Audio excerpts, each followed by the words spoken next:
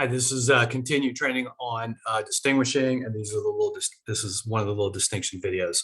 So first of all, distinguishing. So distinguishing what it is not is it's not a report of something. It's not an explanation of something. It's not a definition of something. So the definition of love would probably be very different than the distinguishing of love. An example of love would be different than distinguishing of love. A report about what it is to be in love will be different than the experience of being in love, right? And so distinguishing literally is creating a world and language that allows other people to step into, distinct from a report or an explanation.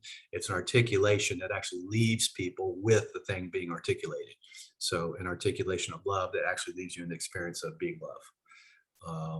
A world created in language, a construct in language that leaves you that like, oh my gosh, I want that too. I want that. That feels good. I want that. That would be, that would be distinguishing, right? So great place to start is where it's not, because when I say love, there's a whole world immediately there for you, right? When I say teenagers, what do you know about teenagers? They're cranky and know it all. Okay, great. So if I wanted to distinguish something beautiful about teenagers, I would first need to undo what you already know about teenagers. If I wanted to talk about something beautiful about politicians, for example, right, we would have to work through a lot of what you already know and already think and are dead certain about politicians, right? So because otherwise people can't hear you. Right. So if you don't do the what it's not, people are going to assume that they actually know what you're talking about. And everything you create is going to be on top of what they already know. Right. Full cup syndrome.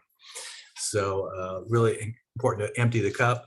I'm going to use a little parable. So this is like a story. This is like I guess it's more like a poem. I don't have parable as one of the aspects, but somewhere between a story and a poem, I guess. But there's a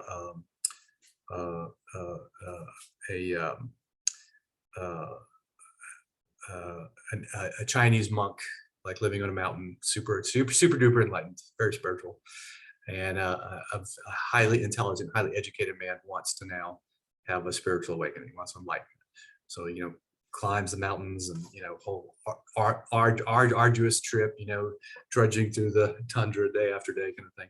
Anyway, so he gets to the spiritual, the monk, the Buddhist monk, I guess, and says, will you teach me enlightenment? And the monk is like, sure, have a seat. And then the educated man goes on to explain how smart he is and how educated he is and all the universities he attended and just how brilliant and amazing and smart he is, right? And the monk goes, okay, let's have some tea. And so the monk makes the tea and pours the tea in his guest's cup, and the cup fills with tea, and then the monk keeps on pouring, and the tea spills out onto the floor. And the educated man goes, wait, what are you doing? The cup's full. And the monk goes, yes, exactly.